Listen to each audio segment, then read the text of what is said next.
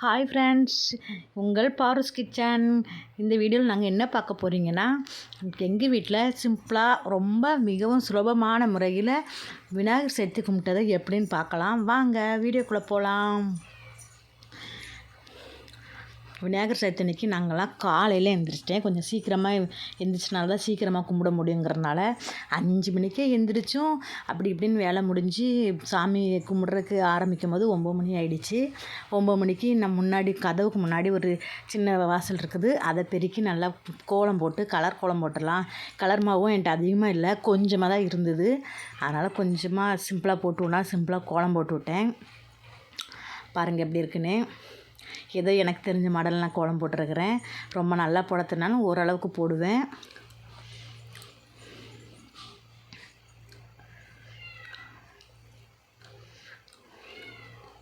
கோலம் போட்டு கலரும் போட்டு விட்டுட்டேன். எனக்கு ஹெல்ப் பண்ணது என் பையன்தான், குட்டி பையன்தான் ஹெல்ப் பண்ணான்.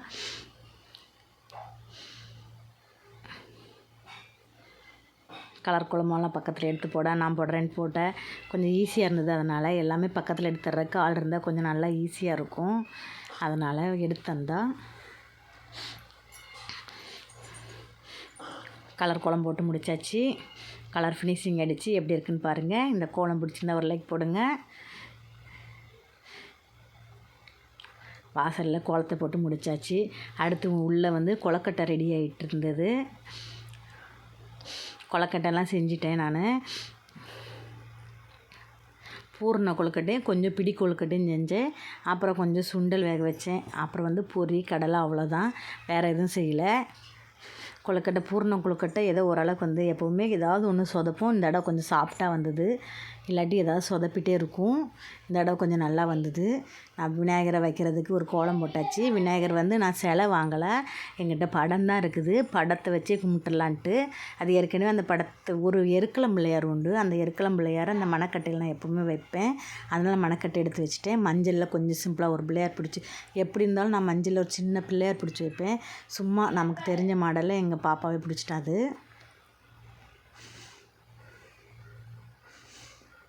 பிள்ளையார் பிடிச்சாச்சு.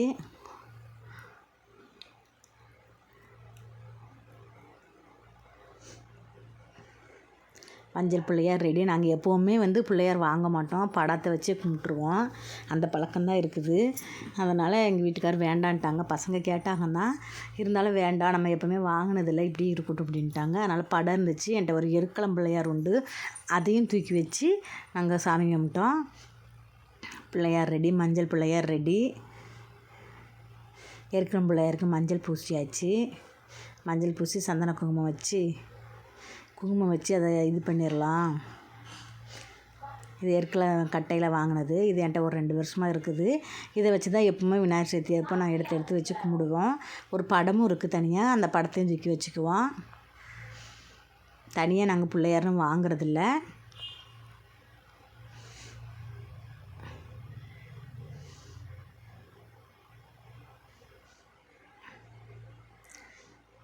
மஞ்சள் நல்லா தேய்ச்சிட்டு எடுத்து குங்குமம் வச்சிட வேண்டியதான்.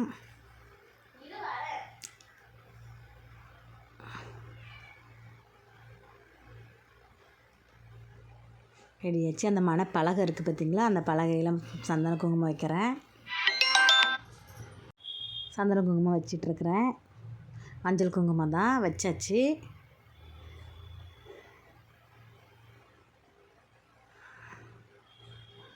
வச்சுட்டு நான் கோலம் போட்டிருந்தேன் பார்த்திங்களா, அதில் தூக்கி இதை தூக்கி வைக்கிறேன்.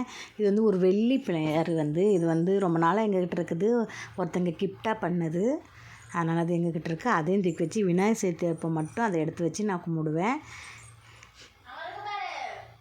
மற்ற நாள் அதை எடுத்து வச்சு கும்பிட மாட்டேன். அது உள்ள பீரோக்குள்ளே தான் இருக்கும். விநாயகர் சதுர்த்தி மட்டும் எடுத்து வச்சு மஞ்சள் குங்குமம் வச்சு சாமி கும்பிடுவேன்.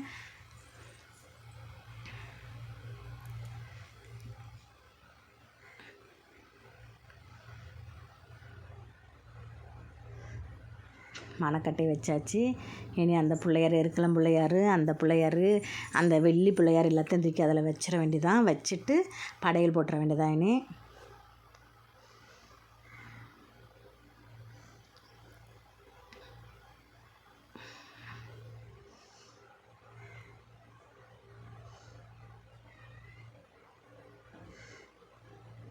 எருக்கலம் பிள்ளையார் வச்சுட்டேன் பாருங்கள். படம் இருக்குது, படத்தையும் நான் எடுத்து வச்சிடுறேன். எப்போவுமே நாங்கள் இப்படி தான் வச்சு கும்பிடுவோம். மேலே வந்து எங்களுக்கு இடம் பத்தாது, அதனால் நாங்கள் கீழே எடுத்து வச்சு தான் கும்பிடுவோம். என்ன சேர்த்து ஒரு விளக்கு தனியாக இதுக்குன்னு ஸ்பெஷலாக ஏற்றுறேன். எப்போவுமே மேலே வேறு விளக்கு வச்சுருப்போம். இன்றைக்கி இதுக்காக வேறு ஸ்பெஷல் குடம் மட்டும் நாங்கள் வாங்கிட்டு வந்தோம். வச்சு விடலாம் பிள்ளையாருக்கு அழகாக இருக்குன்ட்டு. அந்த குடம் வந்து மேலே நிற்க மாட்டேன்னுச்சு, எப்படியோ செட் பண்ணி வச்சுட்டோம். அது மாதிரி வலிக்கிட்டு வந்துச்சு. எப்படியோ வைக்கிறதுக்கு பாடுபட்டு செட் பண்ணி வச்சுட்டோம். அது வைக்கிறதுக்குள்ள காமெடியாக போச்சு.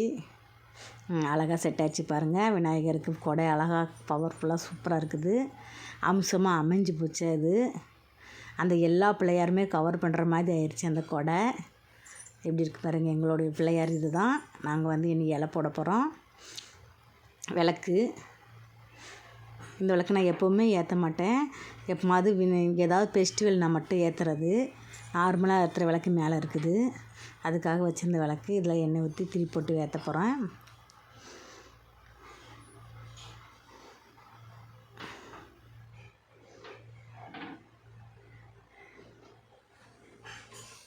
எங்கள் குட்டி பையனே போட்டுட்டேன் இலை எல்லாமே. அவன் தான் நான் போடுறேன்னு போட்டான். இலை போட்டாச்சு பாருங்கள். இன்னும் ஒவ்வொரு பொருளாக எடுத்து வைக்கணும்.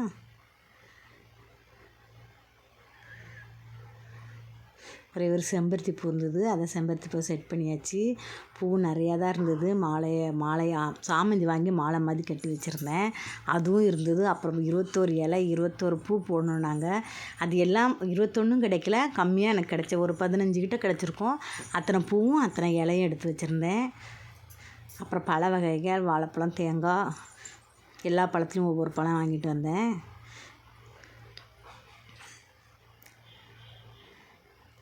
எல்லா பழமும் வச்சாச்சு. பூவெல்லாம் எடுத்து போட்டு விட்றேன் பாருங்கள்.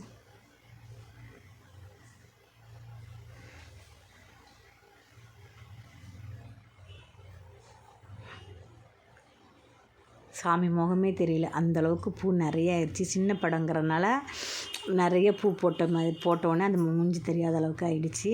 இது அருகம்புல் வைக்கிறேன்.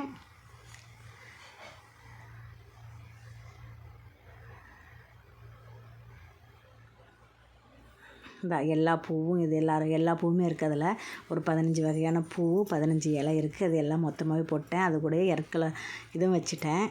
வேறு தனியாக எருக்கலம் பூவை வந்து மாலையாக கட்டலை, ஏன்னா சிலை இல்லாதனால இது மாலையாக போட முடியல. அதனால் அப்படியே உதிரியாகவே வச்சுட்டேன்.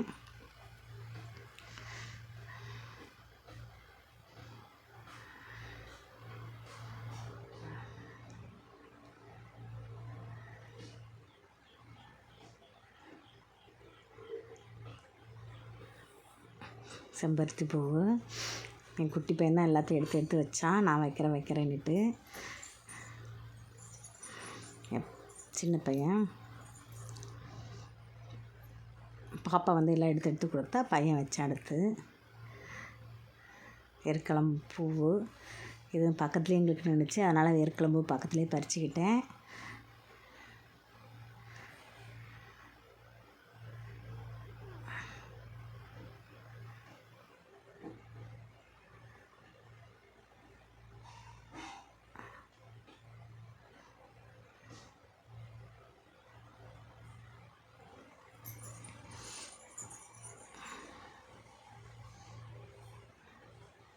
பொரி, அவல், கடலை எல்லாமே போட்டாச்சு.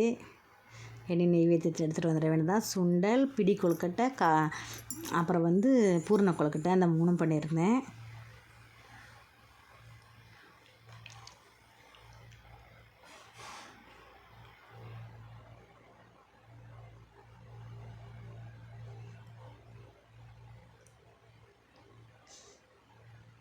விளக்கு ஏற்றுறேன். எப்பவுமே வெளியே 2 வாசலில் 2 விளக்கு வச்சுருப்பேன். அதை ஃபஸ்ட்டு ஏற்றிட்டு தான் அடுத்து உள்ளே ஏற்றுவேன். சாம்பிராணி வந்து நான் போட்டு அங்கே எரிஞ்சிட்ருக்குது. அதுக்குள்ளே விளக்கு ஏற்றிடலான்னு விளக்கு ஏற்றியாச்சு. படையில் போட்டுட்டு தான் ஏற்றுனேன். ஒவ்வொருத்தர் போடுறதுக்கு முன்னாடி ஏற்றுவாங்க. நான் என்னவோ படையில் போட்டுட்டு ஏற்றுனேன். எப்பவுமே அதுக்கு முன்னாடி ஏற்றிடுவேன். ஆனால் இப்போ மறந்துட்டேன். அதனால் இப்போ தான் ஏற்றுறேன்.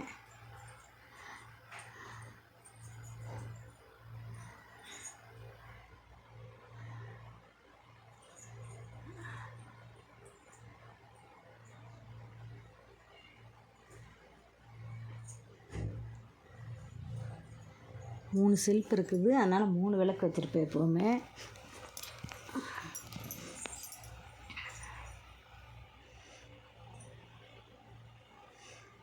கீழே ஒரு விளக்கு, அதில் உருளி வச்சுருக்கிறேன்.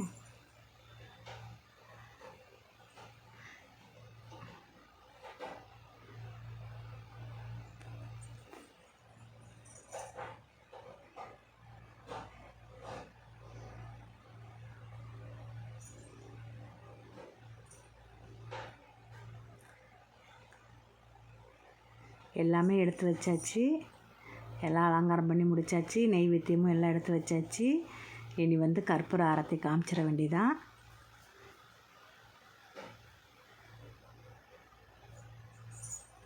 அதுக்குள்ளே நாங்கள் சாம்பிராணி வந்து சிரட்டையில் போட்ட சாம்பிராணி அங்கே எரிஞ்சிட்ருக்குது.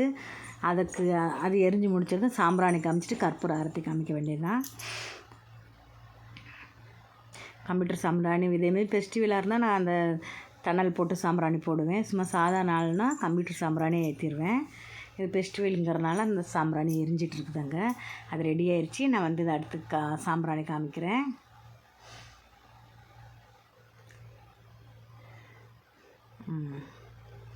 அது போட்டதுமே வீடு எல்லாமே புகையாக இருந்த மாதிரி இருந்தது.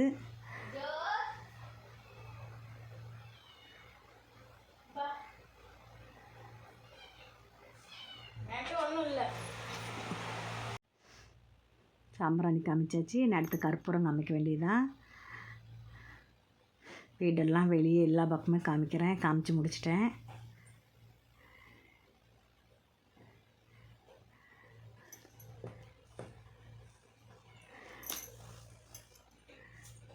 புகை மூட்டமாக இருக்குது. சாம்பிராணி காமிச்சதுனால வெளிச்சமே தெரியல,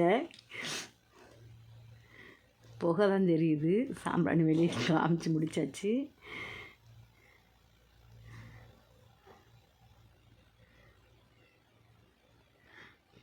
கற்பூர ஆரத்தி.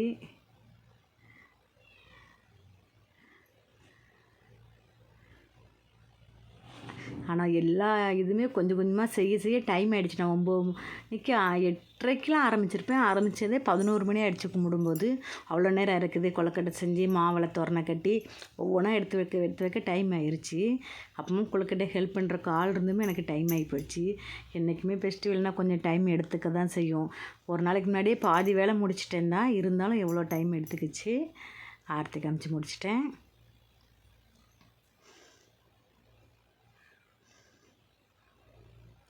ஊதுவத்தி கொளுத்துறதுக்கு மறந்துட்டோம், அதனால் இப்போ ஊதுவத்தி எடுத்துருக்குறேன்.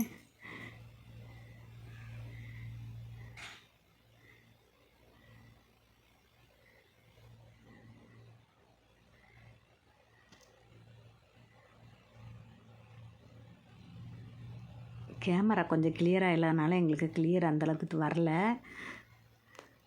அவ்வளோதான் ஃப்ரெண்ட்ஸ், வீடியோ முடிஞ்சுது. பாய்.